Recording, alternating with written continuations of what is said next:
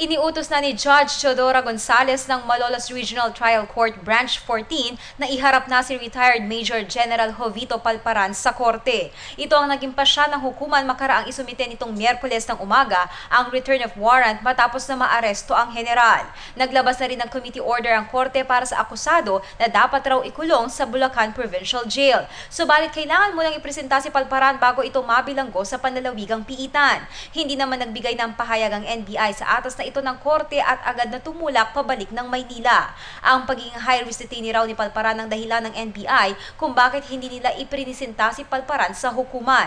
Ikinasa na rin ang arraignment ni Palparan sa darating na Lunes, August 18, ganap na alas 10 ng umaga. Samantala, nakahanda ng Bulacan Provincial Jail sa pagpasok ni Palparan dito anumang oras. Aminado naman ng NBI na kulang sila sa tauhan kaya hindi pa masabi kung kailan maililipat sa Bulacan Provincial Jail si Palparan.